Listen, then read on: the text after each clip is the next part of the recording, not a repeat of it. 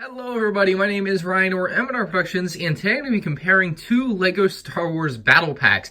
It's the first time LEGO has ever remade a Battle Pack, and it's a unique take on a very unique vehicle from the Star Wars universe. In fact, this vehicle never appeared in a Star Wars movie. LEGO actually just made it up. But of course, I'll be using my scoring system here. Each round a set will get a point, depending on whether or not it is better in the category against the other model. And at the end, we'll tally it all up, and that will decide which set is the better LEGO Star Wars Imperial Dropship. Some real quick general information about each set. The set on the left was released in 2008 and was given the set number 7667 for $10. We'll get more into that later. That with inflation, though, is $11.74 in 2019 money. Had 4 minifigures, being 3 stormtroopers and a shadow trooper, and included 81 pieces. The model on the right here was released for the 20th anniversary of LEGO Star Wars in this special packaging. It also included 5 minifigures for $20, the 5 minifigures being a Shadow Trooper, 3 Stormtroopers, and the 20th anniversary Han Solo LEGO Star Wars collectible minifigure, and it had plenty more pieces than the other set, including 125 pieces. Our first scoring category is going to be the minifigures of each set. The minifigures on the left are from the original 2008 model. Here are our minifigures from the newer 2019 model, and this really just will come down to whether or not you like the new Stormtroopers. I personally think the new Shadow Trooper design is a lot more menacing. I really love the new Shadow Trooper design. I think the old one looks kind of weird now that you look at it. I mean, it's obviously a classic LEGO minifigure design. Excuse my French, but the new one does have a much more badass look in my opinion. Of course, the blasters are going to be a big point of conversation between some of you guys in the comments, I'm sure. No stud shooters or stud shooters.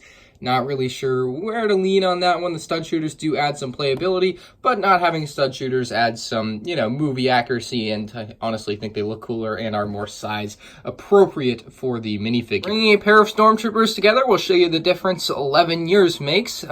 It's a tough one. I really don't know where to give the edge to on this set as far as which Stormtrooper is better, because the new helmet is a point of controversy. There are some people that love it, there are some people that hate it, and I think I found myself somewhere in the middle. It's a tough one to pick. Obviously, the torso print and the leg print does add a lot on the new figure, but a lot of people, myself included, aren't completely in love with the new helmet. But that being said, the old figure just doesn't look that great in the other areas, so it's a tough one to call. It might be a coin flip toss-up. We're gonna have to wait and see. Of course, the newer set does include a 5th minifigure. That is the Han Solo 20th anniversary minifig. You obviously can't get this guy in any other set, at least with this back print. Obviously, he did come in a set previously, but I love that they included his old blaster. He looks sweet. It's a nice addition to the set. Obviously, if you want to buy a bunch of these battle packs, you're going to end up with a lot of Han Solos. So with that quick minifigure comparison out of the way, let's pick our winner for the minifigures category. It's a tough one. It really is. I think the new Stormtrooper helmets are a knock against the new battle pack, but I think the Han Solo kind of makes up for that. I think I'm going to have to call this category a tie. I don't think I can pick one set over the other as far as which one has better minifigures. Both minifig selections are great. If you like the new Stormtroopers, the new one's great. If you like the old Stormtroopers, the old one's great. And you really just can't pick a winner from that, in my opinion. It's so dead even, quite literally, because they're the same figures, just update. Playability is obviously going to be another tough category to pick a straight winner out of. So with the 2008 model, you could, of course, sit your Shadow Trooper into the pilot or the cockpit seat there. He'd sit right in, close that up, and he's in there ready to fly away. You also had the pad on the back where you could fit all your minifigures onto. You could pull the pad off like so, put your minifigures in seated positions, and sit them right on. To place the landing pad back onto the dropship, it's very simple. You literally just slide it on, and then you're going to close the wings down to make it stay in place so it can't fall out. It does have a little bit of wobble, which can get annoying while you're flying the ship around, or it could add some fun accuracy to it. As you're turning it, they kind of stay level, which could be fun for some people. This does tend to kind of want to stay a little bit loose, and there is one final bit of playability for the set. You can actually take your Stormtrooper blasters here. I usually put the long rifles up here and use them as like extra weapons on top. Nice storage area as well if you want to look at it that way. So that's all the playability for the 2008 dropship. If we bring over the 2019 dropship, obviously we're going to have much of the same. You can open up the cockpit, place in your shadow trooper to the cockpit area where he's going to be able to sit right in there. You close that up, very straightforward. Same with the pad on the back. You pull that up, pull this out. Just some slight redesigns as far as that goes to make it look a little bit cleaner. You can place the stormtroopers onto each of their seats here, and they're going to be ready to rock and roll. Placing it back in is a breeze. Once again, you literally just take it up and you place it into the Technic pin there. Push him down a little bit more. You're going to close this so that it will stay in place. And there you go. There is no left-right wobble, which some people may prefer, myself included. I like that it doesn't move too much. It just has a piece in there to basically keep it from doing so. I like that. And the final thing you can do is you can take these stud shooters, you can place it up here, have some extra weapons for your dropship, or you could even place it down on here, which I prefer. I think that looks a little bit cleaner, at least for this set, as an extra storage and playability function. So which set has better playability? I think the 2019 model is going to win that one. Not by too much, just by a little bit. I think the stud shooters add a little bit more than the regular weapons on the older versions. So the 2019 LEGO Star Wars Imperial Dropship, aka Stormtrooper Battle Pack, is going to win the playability. So we'll fill in our tallies. Minifigures, of course, we did both tie,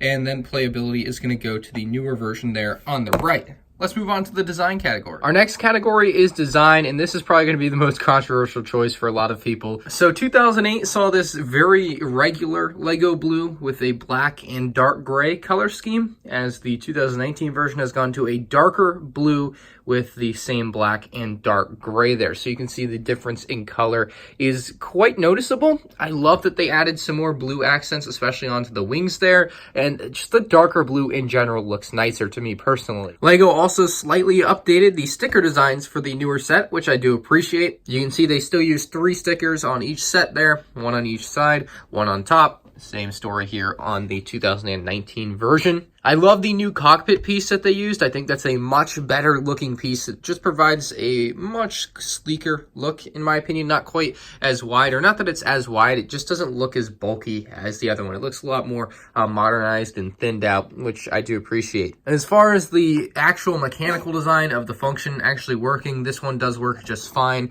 The same one is going to be the same story. Like it just works the same either way. So there's no real contrast to make there. Same with opening the cockpit. They're both just on a hinge. It's very simple with a couple of clips there. So as far as the design goes, it's really going to come down to personal preference. But for me, I like the new dark blue design, but I also like the old design. It's almost another one of those toss-ups. After thinking about it for a little bit, I think I'm going to go with another toss-up. I think Lego's done a great job improving the design, but the classic design and nostalgia really does play a big part here, and I can't really pick one over the other, so this is going to be another toss-up round. So they both got some points there. Let's move on to the value category. Which set is the better value? The version on the right cost $20 in 2018. Obviously, my opinion on that is that the new helmets are a big reason that the price is $5 more than a regular battle pack, as well as the Han Solo minifigure, but you kind of wish Lego would have thrown that in as like a freebie and not factored that into the price. And the 2008 version cost $10 back in the day. With inflation in today's money, that's about $11.74.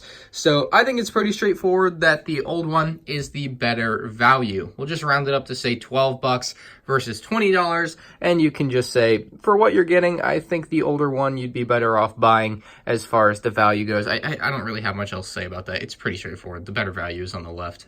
And that leaves us with just the M&R opinion to decide the winner of the Battle Pack battle here in the comparison of the Imperial Dropships. So, which set do I think is better? And this is a really tough one.